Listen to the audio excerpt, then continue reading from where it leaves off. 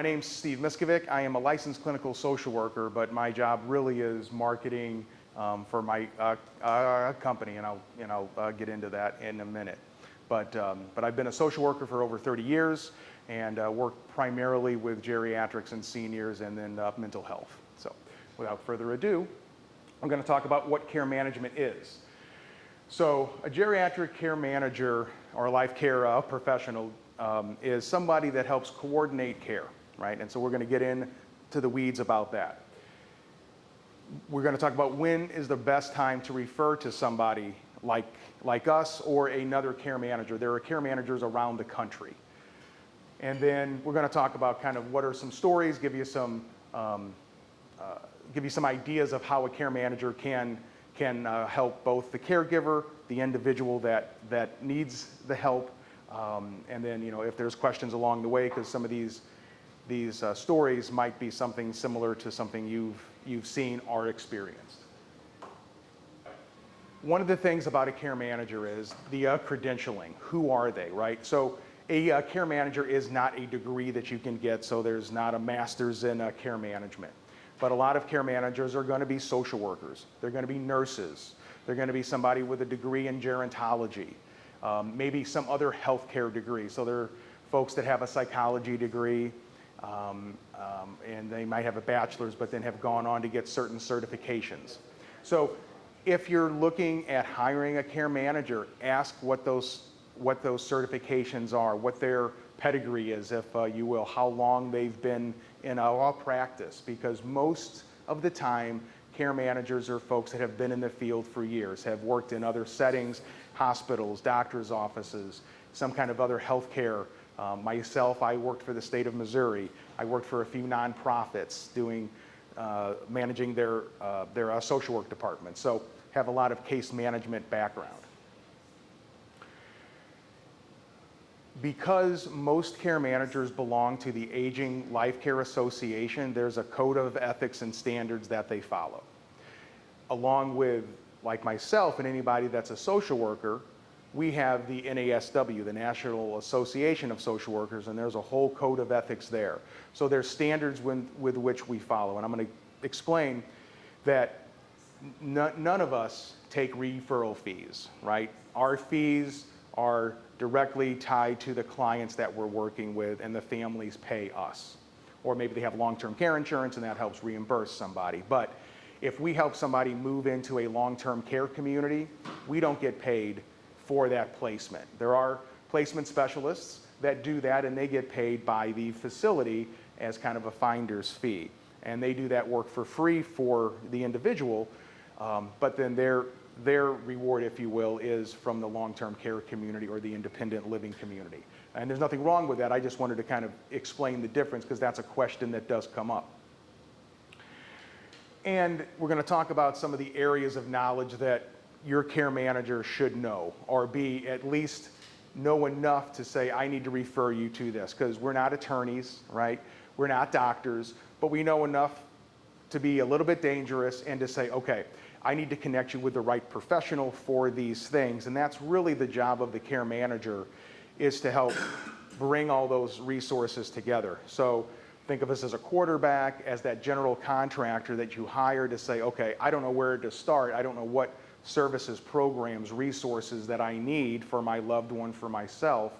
And so we come in and identify what that is. Let me get into that. So just kind of go around the wheel here clockwise. So health and disability, that's generally the time that we're getting called. Somebody had a major life event, they've had a fall, their dementia has progressed, their Parkinson's, or they're just aging and the family is like, we need to figure out what the next steps are. The financial piece, so that comes up, right? What's this going to cost?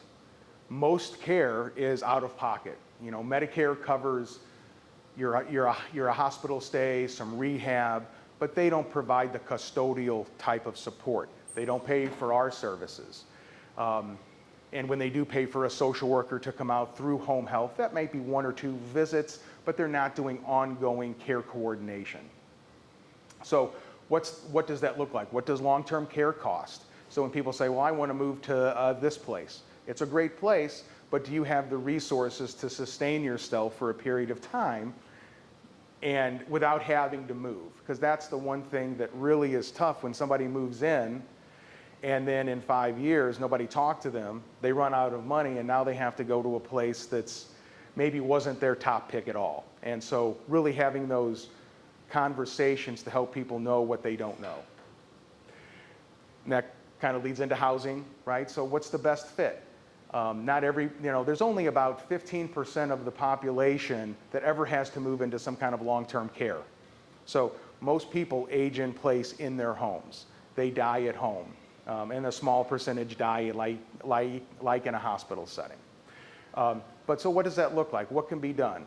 You might have gone to the doctor with a family member and they say, well, you need 24, or your loved one needs 24-hour care. That is kind of their go-to answer because they don't know all the resources. So sometimes you can mix and match services at home to provide safety. So maybe you need a home care person to come in 5 hours a day, and that's not cheap, but it's a lot cheaper than moving into a long-term care community and paying $8,000, $9,000 a year. And then for folks that are lower in income, we work with some of those individuals, and maybe they can afford, or they can't afford the higher end things, but because of their income, there are some lower cost options. Maybe they can move into affordable senior housing, and that's subsidized for folks that are over 62, and it's based on their monthly income, is their rent and their utility. It's independent, so again, you have to be able to kind of fend for yourself, but then you might be eligible for other services too based on your income. Where does the family fit in? Most of the time, the people calling a care manager are the families. It's not generally the people that we're working with. It's the family calling and saying, my mom, my dad, my grandparent, my special needs brother, my disabled brother, sister, my mentally ill brother, sister. We work with that whole spectrum. So we work with a lot of younger people with mental illness that are in their mid-20s, 30s, and 40s, and all the way up through geriatrics. Not all care managers do that. Some of them just stick to the geriatric piece. So where does the family fit in? Many times the families are the ones doing all the, they're the doers. They end up coming in, they might be the daughter and the son, whatever, or the spouse, and they're just doing, and their relationship is now one of an employee, if you will, not of that family member. And so the care manager can come in and maybe take some of that burden off by being the doer and providing and showing what services can be used without spending hours on Google trying to figure it out. Local resources, so we're going to be able to say, here's the resources that best meet your needs in a very timely fashion. Again, without having to go through Google, we just know these things because we've been in the practice. Just like, somebody that's in the insurance business, I don't know. I'm going to call Matt and say, hey, I've got a question about this, that, or the other thing because I have a resource to go to. So that's what we are. We're that resource that can find those other resources for you in a more timely and efficient manner. We're an advocate. If you've ever had somebody that's been in a nursing facility, even for rehab, have you been invited to the care plan meetings? Do you know what those are? I just talked to a family yesterday, and their loved one lives out here in St. Charles in an assisted living. And I was asking, well, when was the last time you attended the care plan? Well, they just sent us a form and they said that's what they're doing. I said, so you didn't even get on the phone and talk with them? No, they've never invited us. And I'm like, well, that's a problem. That's a big issue. I said, you need to be asking these questions because they were saying, well, we don't know this and that. And I said, well, what did the facility say? What did the community say? Well, we don't know. They haven't said anything. Okay, so I gave them a list of questions to go back and start to ask. So that's the advocacy piece. We work with people when they get into the hospital. So, somebody has a fall, they get sick, whatever the reason, you're working with hospital social workers and discharge planners. And in a hospital setting, when somebody needs to be discharged and a rehab center says yes, that hospital says, okay, we've found a place, that's where they're going to go next for their rehab. That may or may not be convenient for the loved ones. I recently had a client that we took on, lived in the Chesterfield area, and they sent his wife up to Christian Hospital Rehab on the other side, because that was the first place that probably said yes. Well, that's a 45-minute hour drive for this gentleman. You know, I guess unfortunately for him, he had to hire us to help get his wife moved back to Chesterfield in a rehab setting. As it turned out, there's a lot more things that we're assisting him and her with, but those are the kinds of things, if we would have been involved at the beginning, we would have been able to prevent that by saying, wait a minute, we're going to call some other facilities, because they just send out a sheet blanketly, wait for the facilities to respond. There's no personalized phone calls. Care managers make it personal.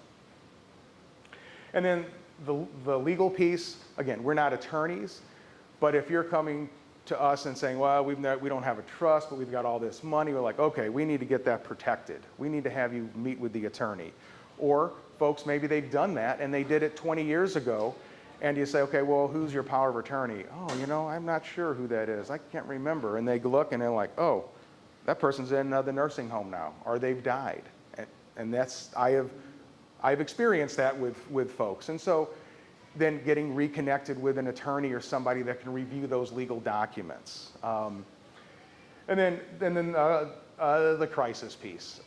In all honesty, most people reach out to at least our company during a crisis.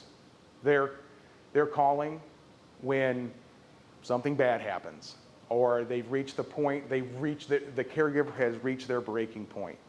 We love it when families reach out to us early in the game so we can help them prepare and plan. Plan for the now, look to the future.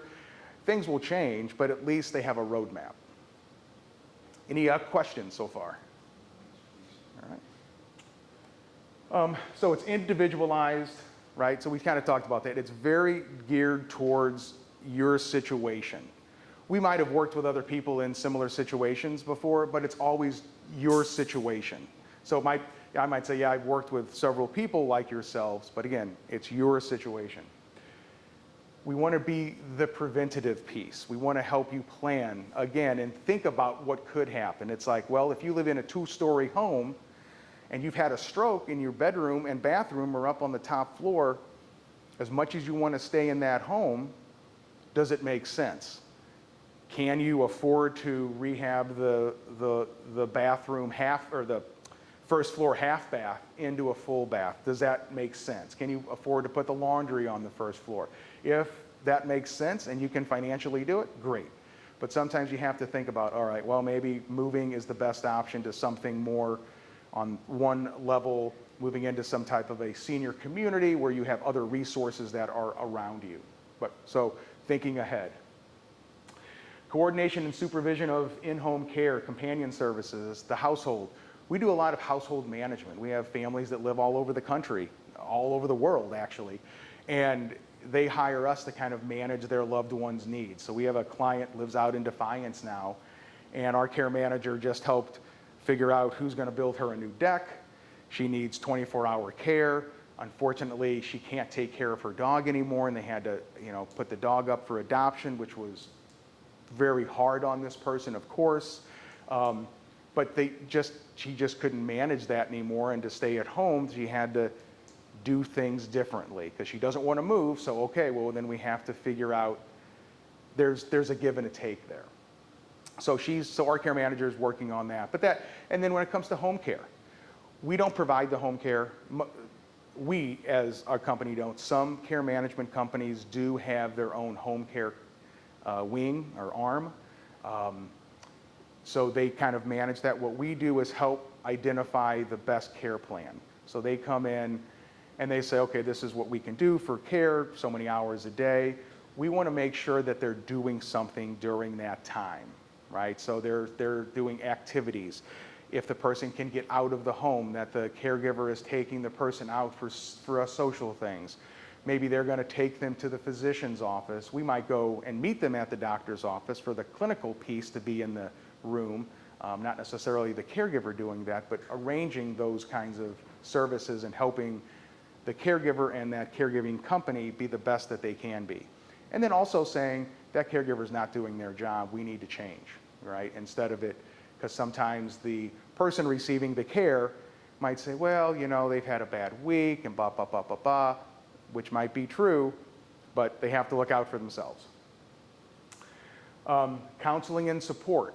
So while we're not providing counseling and therapy in the way that that like a therapist would per se, we do a lot of counseling or consulting with families to let them know the good, the bad, the ugly, the pros and the cons. And then education, right? So a lot of it, you know, everything we do is education, and we're helping families make an informed decision. And that's what a good care manager should do, is not just assume that they're going to have all the answers and say, here, this is what you should do. It's, here's, if you choose this path, you know, it's like those books that kids used to read. You could, you know, jump to the page if depending on how you want the story to go. Well, that's kind of what we do. It's like, there's this ending or there's this ending, and how do you want to manage that going forward? Both might be the best, you know, both are good options. It just depends on the person or on the situation. Okay, so when's the best time to refer? So we'll just kind of zip through this a little bit. Concerns go beyond what you can do. So it's getting to the point where you're spending more time figuring out all this stuff, and your own health, your own life has taken a toll.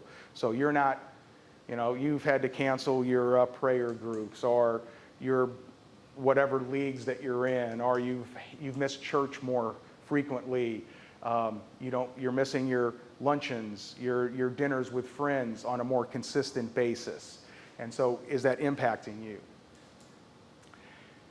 They need the information about what's out there, right? You're like, all right, I've called 100 different places. You know, has anybody heard of a place for mom?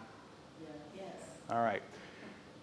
Bad, bad, bad. I'll say that. I'll go out on a limb and just say that they are, they're not in person, they're not personalized, and sometimes they can continue to kind of contact you, and without really knowing the area, right? You might talk to somebody out of state and they're just assigned to this area and they don't really know the resources. They pump out your information and that's it, right? So that's not really helpful. So finding those right resources is the best. No support from local family, right? So maybe there is family here, and maybe there's a adult child that lives out of state, and they said, well, my siblings aren't doing anything. I've only got cousins in town. So they contact us to kind of steer the ship going forward. Falling through the cracks, that's kind of that hospital piece that I was saying, where that guy got transferred, 45 minutes away. So where can we step in to be an advocate to make sure that things are being done? We have a client that lives in a nursing facility in South County. One of our care managers sees on a regular basis, and it's a nice place, and at least on the outside and everything, right? So man has an indwelling catheter, and it needs to be routinely flushed and cleaned.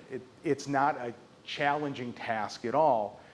My care manager has had more conversations with administration about this man's UTIs because they aren't flushing that out. But if she wasn't there, he would be even more sick than what he is. So without getting into all of the details, but those are the things that we're trying to prevent and make sure that places are doing their job. And again, it's a sad commentary when we have to be hired to ensure somebody else is doing their job. It is job security for us, but it's something that's sad that's something that we have to kind of police.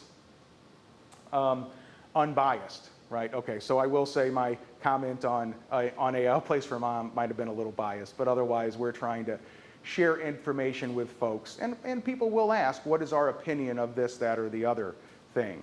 And even though we'll have our opinions, we'll try to share kind of more of this is what they do offer, this is what they can't do. I'll give you a good example. If you've looked ever at a nursing home and the star rating on Medicare? Is anybody familiar with that?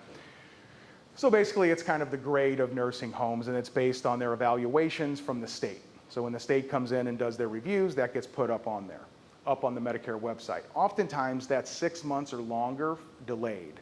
So by the time it gets up there, the companies or the facilities may have already improved those, or you have to dig into what those stars are. If they didn't do their billing properly, is that impacting care? That's impacting their bottom line and their financials, but maybe not impacting care. I guess maybe if they're not paying their staff, that's a problem.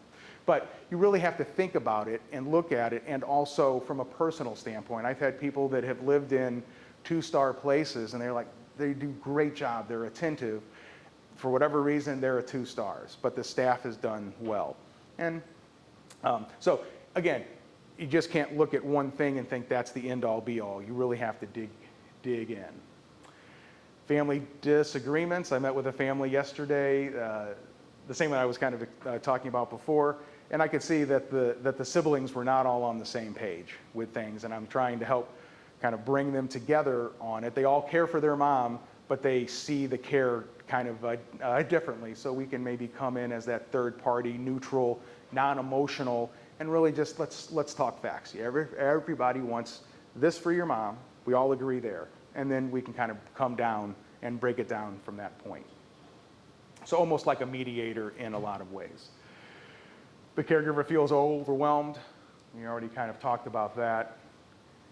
Client needs oversight of existing care. So that's kind of like the home care piece, or maybe they have a nurse coming in for other things. Not that we're saying we know more than a nurse, but if they're not providing the care and support that they need, then we're there to kind of tap on their shoulder and say, hey, abuse, neglect, or exploitation. So when I leave here today, I have to go down to South City. There's a gentleman who is severely mentally ill, living alone, and we're looking at potential guardianship for him because he's self-neglecting. He's not getting to the doctor, he's on the 2nd floor, can't walk. Lots of problems there. And so it's not about somebody else always being the abuser or the neglector. It can be self-neglect. It's like, I don't want this. And it's important to note, as somebody that did hotline investigations, several years back, that people are entitled to make poor decisions as long as they understand their consequences. So if I go in and I say, well, your leg's going to fall off because it's gangrene and it's really stinky and nasty, and the guy's like, yep, I know it. I'm not going back to the hospital. My mom died there. This leg will kill me, and I'll die right here of the infection. Okay, all right. Now, if he says, oh, no, it's fine. It's just the skin tone, da-da-da-da, and he's got some kind of crazy answers, you know that has really gone septic probably and impacting his ability to think clearly. So that's kind of an extreme example, but I think it's important to note that people are entitled to make bad decisions, and sometimes families call us to say, well, they're doing this, and we go out and we meet with the person. We're like, yeah, you're right. They're terrible decision-making, terrible processing, but they were completely clear and didn't appear to have any cognitive impairment, and they just choose to live like this. So, any thoughts or questions so far? Okay. Does your company get guardianship frequently? So we actually have another arm of our company where we can be named the guardian. So if a family is looking for somebody other than the public administrator, which is, at least in Missouri, every county has a public administrator, and that person is kind of the default guardian when there's no family, or family is not all appropriate or the right fit. But yes, we do work with attorneys on that, as well as healthcare powers of attorney. Does that answer your question? Yeah. Okay. All right, I'm just going to put all these up here. Okay. So again, kind of how we do it, right? So it was interesting. I'm going to go back to this family again yesterday, because one of the daughters was asking, well, we don't really need you to go evaluate our mom. We just want to ask you a bunch of questions. I'm like, well, that's fine, but they're going to be generic answers because I don't know your mom. I don't know her medications, her diagnoses, and some of that background. So generally we start with an assessment because we need to know everything about that person, or at least as much as possible, who their doctors are, what's been going good, what's not been. Then helping put a care plan together. Now, when it comes to when we get called in the middle of like a crisis and we have to put out all the fires, sometimes these kind of don't all line up just like this. We have to kind of get in, dig in. We might not know all the background yet because we're trying to work in that immediate situation. But generally, then we come back to what's that plan of care? What's it going to look like? Let's make this better for the next time. What are the services needed and getting those started up? And then the follow-up. Sometimes families hire a care manager just to kind of get things started, paint that roadmap, and then they feel great about, okay, now I have a clear-cut agenda that I can follow. And maybe in 6 months they reach back out, things have changed, hey, we need a little bit more of your advice, you met mom before, here's what's going on, maybe we don't need to go see mom again because we still have that base knowledge, and we can kind of guide them through. Other families might kind of turnkey. Here you go. Here's everything. You guys do your thing. But what are those, what's that monitoring and follow-up look like? And so it can be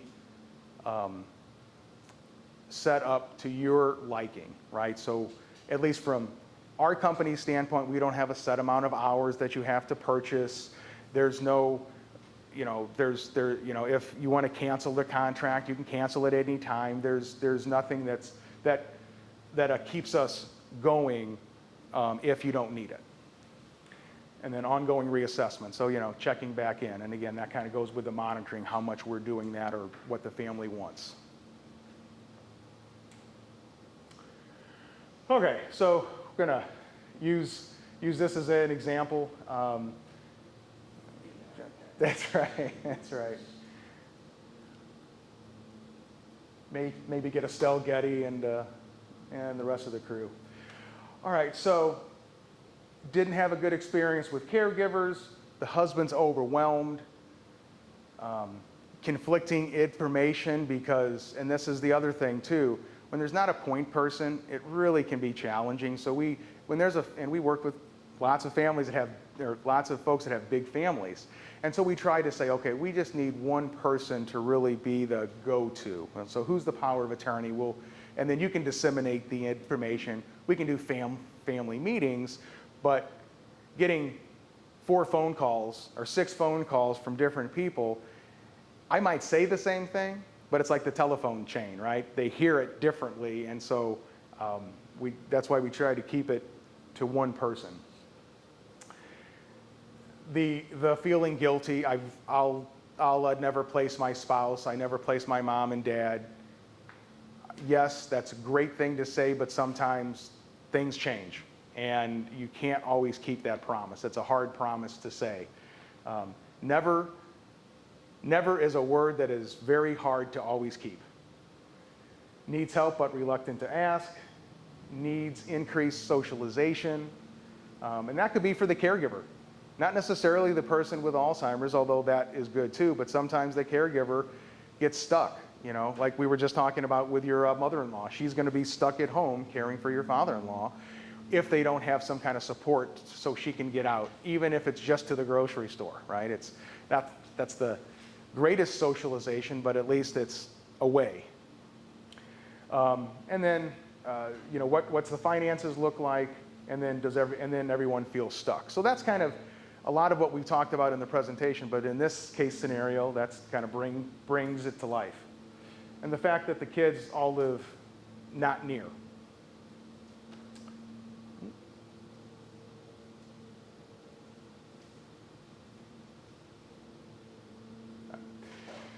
So again, it starts with that initial assessment. So really understanding what's going on, what have they tried, what's not worked. We know the caregivers weren't good, but was that because they really didn't talk to the caregivers and the caregiving company about what they needed and they just assumed, which happens a lot. I will say when people hire caregivers, there's this, a lot of people think, well, like if you hire a plumber, right, and you say, my sink is clogged, you don't need to stand over there and tell the plumber, okay, this is this, that, or the other thing. You assume that they know that job. But when it comes to caregiving, everybody's unique. So if they don't talk about my husband doesn't like his eggs scrambled. He likes them over easy, and that's why he's not eating. But the spouse or the person receiving the care doesn't ever say anything, and they don't eat breakfast. That's why, right? And so it's really helping figure that out. Conference calls with all the children. Again, bringing everybody together, having everybody's kind of pulling in the same way all the time. Secure commitment of all, who's going to do what? So maybe they do want to divide and conquer. It's like, all right, Susie, you're going to call this, all right, Tom, you're going to do that, and everybody, and then we're all going to report back together. So give them, if the family wants to do that, then give them specific tasks, and we can be kind of the ringleader, bringing everything back together. Initiate intermittent in-home care for Jean as respite and so forth. So making sure that they have the breaks that she needs, that the caregiver needs, that the person gets engaged, right? So maybe that caregiver can do more to engage somebody with Alzheimer's disease, right? That they're not just coming there, sitting there on the couch with B sitting next to her and doing nothing. She's on her phone and B's watching whatever the caregiver puts on the TV instead of engaging. The Price is Right. Although I would be happy watching The Price is Right. I've always loved The Price is Right. All right. So what are some other things to do? So maybe an adult day program for the wife to get her out of the home, give her something to do, and then it gives the husband a break. Adult daycare, adult day services, I believe, are some of the most underutilized but most effective services that are out there. From a cost standpoint, you can get 6 to 8 hours a day for probably $120, $130, which I'm not saying that that's cheap, but if you brought in an in-home caregiver for that same amount of time, you're at $35 plus or minus an hour. So if you just look at it from a cost standpoint, that's an issue. So you got to think about it like that. But then also the socialization piece. And many times the biggest resistor to adult day is not the individual that can benefit from it. It's the family saying, he's not going to like that. She's not going to like that. They were never a participator. They didn't do these things. And not to be too facetious here, but I will tell people, I said, yeah, but they didn't put their pants on backwards either before. They didn't try to, put an ointment on their toothbrush.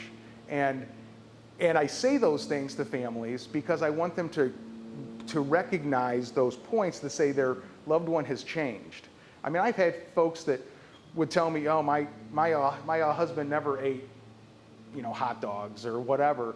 And then now he that's one of his favorite foods, right? So we have to kind of take it out of our own mind when it comes to dementia care, what a person, who they used to be and what they used to like. Not that some of those things aren't still there, but who that person is now. The baby doll. Anybody have known somebody with Alzheimer's and you give them a baby doll to hold or a stuffed animal? I've had, oh, that's so juvenile. No. I'm like, can you just try it? Oh my gosh, what a big difference. They give them a purpose. And that's the thing. You give them purpose and meaning, it can make a big difference. So, sorry to get off on a tangent for Alzheimer's. I worked for the Alzheimer's Association for many years and some other dementia organizations. Support groups, possibly. Maybe that's something that'll be important for the husband. There's a couple of really good men's Alzheimer's support groups here in the area. And then a means for regular communication. So obviously texting works, but sometimes there are other apps that folks can get for family caregiving just to keep it all there versus in your text thread where you can have lots of different people coming in, and if it gets a little bit more confusing, or you're mixing your care needs with other social things. Hey, what are you doing for a Christmas, Thanksgiving, so on and so forth? And that's in the same thread group as, hey, Dad had a bad episode last night. You want to kind of keep those things separate so you can, again, compartmentalize some of these things. All right. One of the apps on that is called Cozy, C-O-Z-I. So it's a very popular one. And again, it's basically a texting app, but it's specifically for kind of family caregiving, and you kind of keep all that housed in there. I saw Matt nodding that he knows what that is. That app saved my marriage, I'll tell you that right now. Just with the scheduling and everything on it, it's a tremendous app. There you go. So Matt was just saying that it helped with scheduling and kind of keeping things separate and made it much easier for his life and family. All right, so what happens when you put all those things in place? And again, this is the Pollyanna version of it, right? There's going to be hiccups along the way, but she's getting the care that she needs because now she's going to adult day, they've straightened out the home care piece, and the husband's getting a break. Yep, okay, there you go. That's what I just said. The care manager deals with any of the problems. So he calls and said, hey, the caregiver didn't show up, I don't know what's going on, or the transport didn't come today to pick up my wife for the adult day program, can you call and check in? Yep, that's our role. Yeah, he has to make that call to us, but he doesn't have to deal with it. Now, does he have to stay at home with his wife because the transport didn't get there? Yes. But at least that's one thing off of his plate. He doesn't have to troubleshoot all that. That's what a care manager can do. As the situation gets worse, it's a greater peace of mind because now they know that there's somebody on their side. There's an advocate. So maybe she starts off an adult day two days a week. She's getting more severe with her dementia. You can bump it up. Some adult day programs have showers there, and you pay a little bit more because showering's hard at home. They can shower the person there. This was years ago. I had a client who was resistant to adult day, finally acquiesced, put her husband in there. It changed her life. She started off a few days a week, then to 5. He got 3 showers a week, made a huge difference in her life to the point where, when she really couldn't manage him at home, then she eventually had to move him in to a nursing facility.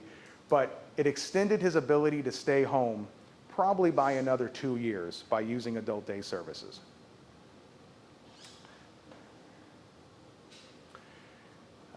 Satisfied family is grateful. That's always nice. And then, and then that's the thing. So oftentimes, like, to kind of go back to what I said, sometimes that initial reaction by a healthcare provider is like, well, they need 24-hour care, they need to be moved. Not always the case. There's things that can be done, and not in all situations, but in many, that you can put those things in place.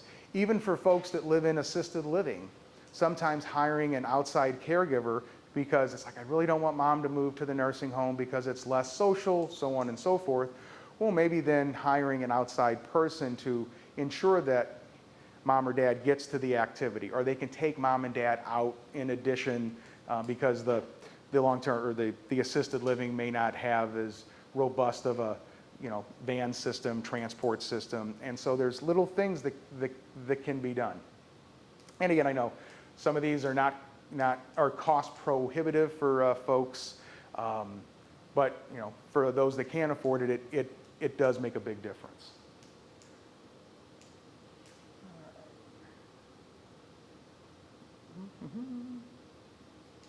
All right.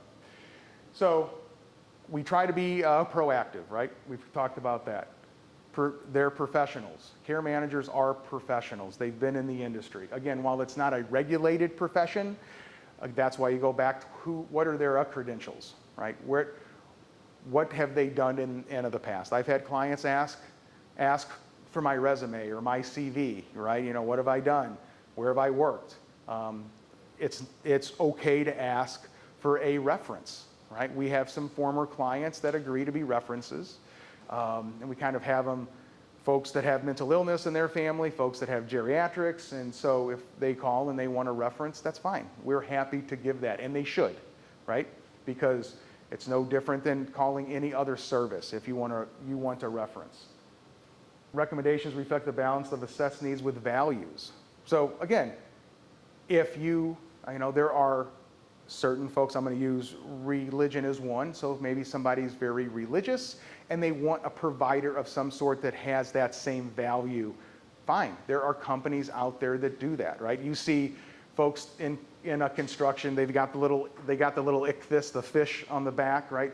You know that they're probably a Christian if they have that little fish on the back, and so that can be appealing to folks. Other folks, it doesn't matter. Folks that are Jewish, they might feel more comfortable, especially if they keep kosher. You want a provider that knows what that is and how to manage that. The whole person, the whole family, right? Most of the time it's one group. We might be working with the person with Alzheimer's, but I'm going to tell you probably 50% of our care management is care managing the family in a lot of ways. Managing expectations, whether they're too high or they're too low, trying to help them figure all that out. And then the improved communication, which we've discussed. I think that's probably it. Oh, so this is us. Okay, so let me talk about this. So for our services, we always offer a 1-hour consultation, whether that's on the phone or it's in person. So the family that I kept referring to that I met yesterday, that was a free consultation that I did for an hour with them, just trying to help gauge what they need and if our services would be appropriate. The rates here in the area are anywhere from $125 to $200 per hour. Those are our rates right there, $150 to $175. Currently, we're really at the $150 point. Our care managers that are at the higher point, they're full, they're at capacity. And that really just means kind of what their experience level is, how long they've been in practice, and most of those are the folks that deal with mental illness, because that's kind of a specialty in and of itself. And don't hesitate to ask, what their costs are and how they bill. So for us, it's 0.1 is 6 minutes. So similar to an attorney. So whatever our hourly rate is, right, we're only billing for the time that we're doing something. So if we're calling 3 or 4 places and it takes us 20 minutes, you're only getting billed for that time. You're not getting billed a full hour. And you can use it as little or as much. So some families, again, they hire us just for a consultation. Let's come in, do a home assessment, meet mom and dad, give us a roadmap, and because we don't have a lot of resources to be able to pay somebody ongoing, but we don't know where to start. So it can be very affordable. Maybe it's $600. We give them what they need, and they're good to go. No set amount, no contract length. So, and again, this is us. But these are questions. If you ever are going to look for a care manager, ask these questions. And then, I guess I do have a couple more here. So, I think that's the other thing is that while I know it's not affordable for some folks, but if you think about how much time it takes to do, if you're calling and spending half of a day or a whole day making phone calls and trying to figure things out, oftentimes we can do it in a much shorter period of time. And sometimes time is money, or it saves you from taking off work. Or it's like, well, I can't go meet my girlfriends because I got to do this today. So less expensive than a plane fare if an adult child has to fly in. We had somebody hire us for her sister. She was literally flying back and forth from California once a month. And she did it for a long time, and she says, I wish I would have hired you guys a little while ago, because it would have saved me. She would have still come regularly, but maybe once a quarter, then once a month. And then hopefully avoiding family conflict. We can't guarantee that. There's no guarantees in what we do, but hopefully it's making families feel better. Because oftentimes when families are in conflict, it's about their own personal issues. It's about, well, he stole my bike when I was 6. And I literally had that come up in a meeting before. So, and I'm like, really? That's what we're talking about? So, that. And then that's just our contact stuff. So if you wanted to schedule a consultation, that's great. But I hope it gives you a little more knowledge about what a care manager can do, some questions to ask if you're looking to hire somebody, because there are care managers, probably 12 or so care managers here in the area, you know, in the metro area. So we're not a large group, but there's definitely quite a few of us. So, any questions, comments, thoughts? I have a question, and Yes. I guess it's more for me than my person that we're caring for. How old is too old to get long-term care insurance? So how old is too old to get long-term care insurance? Well, Matt, do you have any? Oh, I might ask Matt that question. So I am not a long-term care specialist, but I do a lot of work with different partners who do it. A lot is going to depend on the health of the individual. Generally speaking, I would say anything under the age of 70 is probably going to be affordable for most people. A lot of people it will be affordable for. Once you get above the age of 70, it's going to be very cost prohibitive. Under 70 is worth looking into. I would say so. Yeah, and if you've had a health event, because there's underwriting that's involved, Right. oftentimes people want to get it when they can no longer qualify to get it, or no longer afford to get it. So like I'm thinking for my kids, and now they have hybrid policies, right? So it's a long-term care rider attached to a life insurance policy, so that if you don't use the benefit of the long-term care insurance, you still have the benefit of the life insurance. Okay, so there are these blended policies, the old policies that they used to have, and I sold long-term care insurance for a minute for GE, and those policies are long gone. They're no longer affordable because the rates keep going up, and what the insurance companies are hoping is that you'll have enough that you will no longer want to even pay your premiums anymore because they're so outrageous, and they've never needed to pay out. So that's part of the game. So I'd say it's never too late, but if I were advising my kids now, I would say get a life insurance policy now when you still can, while it's still affordable. And those hybrid policies are fantastic for that purpose because I think that the last statistic I saw on it, I think like 80% of long-term care policies never get used. People pass away before they get used, so it's just money going to the insurance company. The hybrid policies is going to have a death benefit as well as the long-term care option. Yeah, the mindset often is like my dad's decided not to use his because he might really need it one day.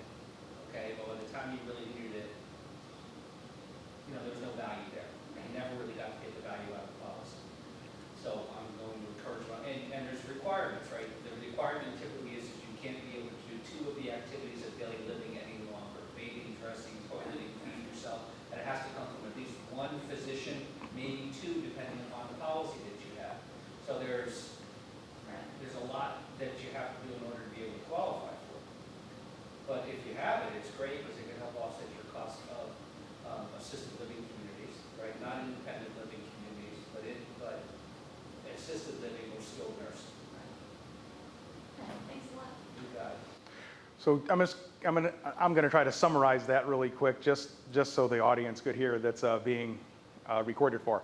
So long-term care, there is the traditional policies, which is just long-term care, and then there's the hybrid policies, which are part of a whole life policy that you could use as a hybrid. So you could use it for long-term care or as a life insurance and pull it out. The younger you are, the more affordable it is. And if you had a major health event, because it does require underwriting, you know, that's going to affect the rates just like any kind of life insurance would. It does and can pay for long-term care, either in an assisted living or a nursing facility, as well as it can help pay for care in the home. So if you have a long-term policy, look it over. Even if it was written 15, 20 years ago, the pricing or the numbers on that policy most likely have changed because there's probably an inflation rider on it. So you need to call the company and see. Most policies also have an elimination period, which means, you know, for the first 60 or 90 days, you have to pay that out of pocket before the policy starts to pay. And most of them are reimbursement policies. So you pay, and then the long-term care insurance company reimburses you. There's a lot of nuances. Companies have really tightened up with how they want things recorded and submitted. because they are insurance companies, and so it can be challenging at times. The other part of it, as Ted was saying, that oftentimes it takes a medical professional to evaluate and say this person is limited in 2 of their activities of daily living. Most of the long-term care policies will send out a nurse or somebody an evaluator. When it comes to that, just a couple of things to keep in mind. It's always good to have somebody with you. Most people always underestimate, or maybe they overestimate what they can do. And then the policy says, well, they don't qualify. Because even the elimination period, you have to be on claim for that to count towards that number. So that is the nutshell version of long-term care. So, but yes, the sooner the better. But just know that your age also factors into the cost. Even if you were in perfect health, they'll still have, that premiums, going to be higher. Good. Had a question. You made a comment before about care plans. Yes. So I just have kind of 2 comments about that. My mother was in skilled nursing for several years, and there was periodic care plan meetings. I attended those by phone because she was in California. I found them to be basically pretty superficial and really not very helpful. What was helpful, which goes along with your comment, is I was there periodically. I saw what was going on. I knew the staff. I talked to the staff when there was things that I didn't think were going very well. We had conversations about what needed to be fixed. So, as you said, it's that communication and being on top of everything, asking questions, and making sure that things are being done like they should be done. That's right. And don't hesitate to ask questions. Don't hesitate to call them on the carpet and say, hey, I don't understand why this is happening. And if they don't have an answer, okay, great. I'll wait for you to go find the answer. I attended a care plan back a year or so ago for a client, and and it was only like it was the head of the therapy department, not the therapist that was actually working with him on the physical therapy side, and then the social worker. And they said, well, he's participating and he did 20% of this and this and this. And I said, well, what does that mean in real numbers? 20% of what? Well, 20%. I'm like, okay, I need to know specifics because 20% doesn't tell me anything. I mean, is it a 20% of 100 or is it 20% of 1,000, right? Or 10, right. And the same thing what really gets me is when somebody says, well, you ask, how are they eating? Well, they ate 20% of their food, or 30%. Well, is that a small plate? Is that a big plate? Was it, so it doesn't, so you have to drill down and ask some of those questions. So yes, the care plan, you really have to, I think you're right. Most of the time they're superficial and they don't give you a lot of detail, but you have to know what to ask and when to ask. Yes. 2 parts. One is, you share this plan that the care management person creates, you share it with the facility? So the facilities have their care plan meetings, and so they should be having them. So we wouldn't necessarily create our own if they're living in a community. We want to partner with the community to make sure that their care plan actually is, pointed towards that person that they're caring for, that it's not, yeah, he's scheduled for therapy twice a week or this or that. Okay, well, is he participating? Or he's only attended this much. Well, why? Is he having more pain? So we would be in there asking those questions and really, again, drilling down on some of that. Now we might, if we help transition a person from their home and we have kind of a care plan, yeah, we would want to share that as much as the family wants us to share it, right? Because we're only going to share when we have the permission to. Okay. Then the second question is, what legal authority does the care manager have in terms of oversight? And do the facilities sort of shake in their boots when a care manager says, I'm Joe Schmo and I'm the care manager for Wally Smith and I'll be here, right now my plan is, to be here every week for 15 minutes.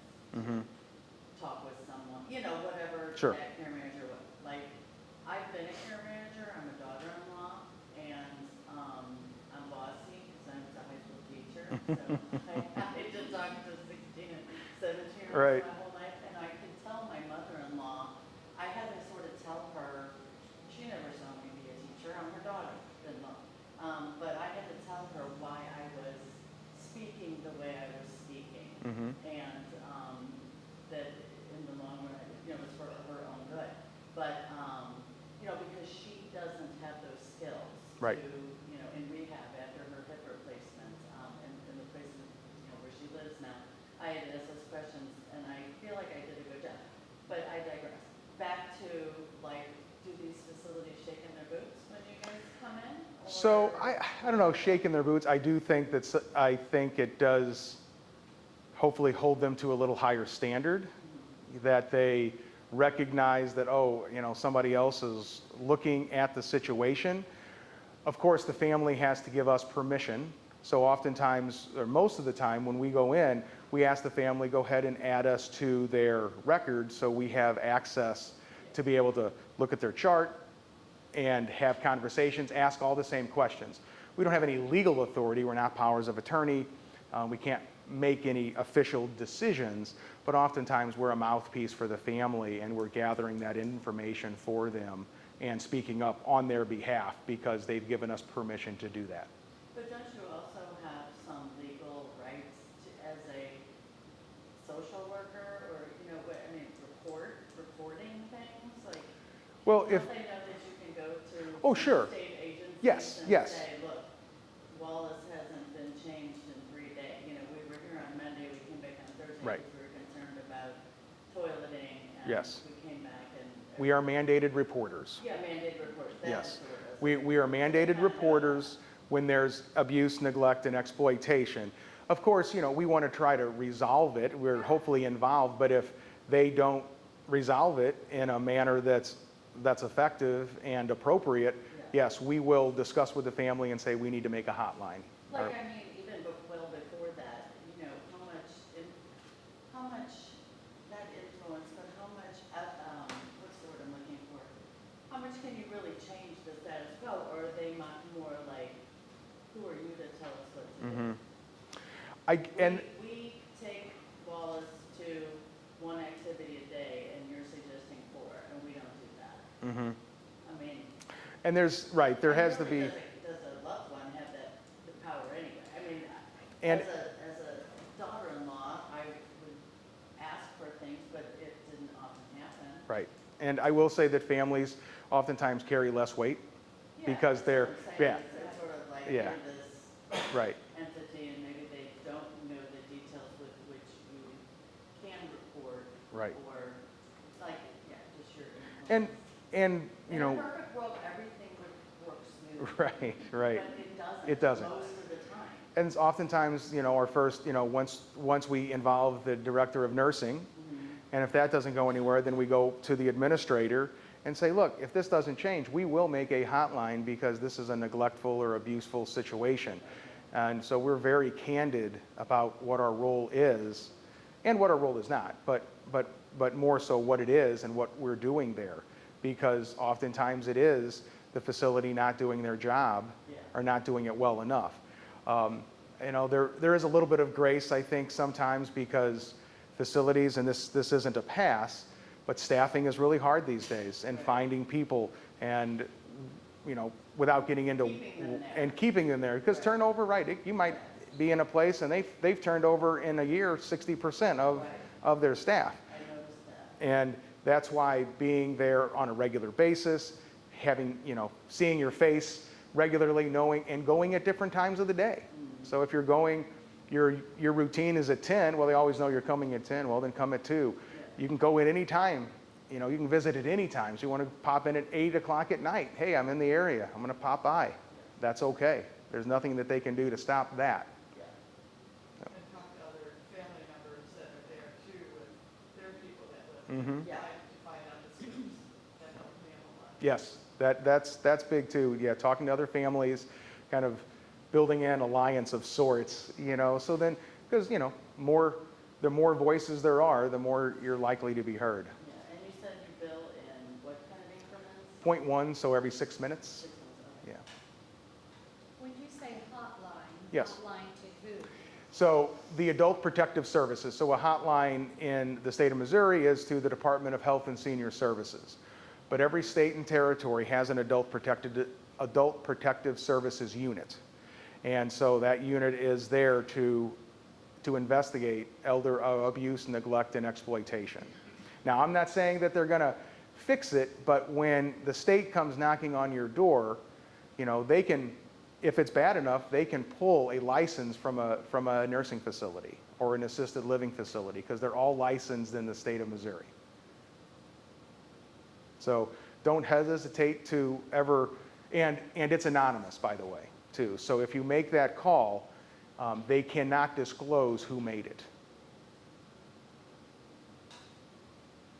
Any other? There's been a lot of, let's call it assisted living, not independent, the next level up. Have you been in a lot of facilities in the St. Louis area with your past jobs and your current Oh, sure. job? Yes. So can you give us just in a nutshell, like, this is what you need to look for? So in a nutshell, well, I think it's, let's start off with cost. Is it an all-inclusive rate or is it a tiered rate? So some places it's, you know, this is the monthly charge, that's what it's always going to be outside of they might on an annual basis have a cost of living change or increase. But is it tiered where this is the base price, but if you need more med management, if you need help with showers, then that's another several $100s a month, and that's tier 2, and then there's tier 3. So kind of knowing what your costs are going to be long term, right? That goes back to, you know, that goes back to the financial piece early on that wheel. Right. What do their activities look like? And, you know, do they have a van that if the person's capable, that can get them out on a regular basis, and what does that look like? What are their care plans? So with assisted living, and I don't know all the regs off the top of my head, I don't believe you have to have a nurse 24/7. I think you have to have it the majority of the day, but not at night. Some assisted livings, they choose to have a nurse 24/7, whether it's an RN or an LPN. So if that's important to you to have a nurse on staff, they'll have one on call, but maybe not in the facility 24/7. Maybe look for that. Look for that. Nursing. What services do they have coming into the building? So sometimes they have, you can, you know, if you don't want to keep your primary physician, some of them have doctors that come in, psychiatrists that come in, podiatrists that come in, optometrists that come in. So asking those questions, what are the services that they have being provided? If they have like a beauty salon or a beauty parlor, that's very important to a lot of people, and especially if you have mobility challenges, getting in and out to go someplace might be challenging. So, and what services? So like that generally isn't covered as part of your fees. That's an extra fee, but most of the time they just roll it onto your bill. What's an extra thing? Just getting your hair done and that kind of stuff, or nails and things. What's their food setup like? Is it just 3 meals a day, or is it eat whenever you want? So if you're not getting up for breakfast between 7 and 8, if you're, what's that? Because there are some facilities that have kind of, you can order all day long, or at least between certain hours. So, because if you're not getting up at 7 a.m. to go have breakfast, because that's not your routine. Some places might have meal packages, so is it 2 meals a day, 3 meals a day? I think asking staff turnover, what's the, you know, how long have your staff been here? How long has the administrator been here? Because those administrators change a lot too with places. How involved is the administrator, right? I always like to see if there's a community. I don't need the administrator out there sweeping the floors, but I'd like to know the administrator walks the building regularly and knows some of the residents, and I just think it makes it more home-like that way. So those are just some off the top of my head. And also, what is the room like that you would actually be living in? Yes, yeah. Because all these places have beautiful front lobbies. Oh, yeah. The dining room generally looks pretty nice, but you spend 18 hours a day probably in your room. Mm-hmm. And if that's not a nice environment for you, who cares what the front lobby looks like? Right, Yeah, right. Yep. good point. Can you touch on skilled nursing and running out of money? Skilled nursing and running out of money. So again, back to that finance point. So when you're living in a nursing facility or even in an assisted living and you run out of money, the option is going to be Medicaid. And that's a whole different conversation, but in a nutshell, it's money is buying power, right? So many facilities that are private pay might accept Medicaid, but generally for their residents that spin down after 18 to 24 months. But they're not necessarily open for, like if I run out of money tomorrow and I want to move into what I'll call a nice nursing home, I can't move in there because I hadn't lived there and spent down my assets there. However, let's say you're living in an assisted living and you're just like, okay, I'm going to have to move to a nursing home, maybe because your health needs have changed to the point that you have to move. But you still have, $120,000.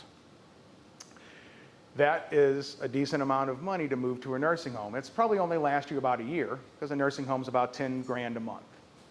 But then you can, use that as a way. Sometimes facilities say, you know what, we'll waive the 18 months. That's great. Sometimes even 3 to 6 months.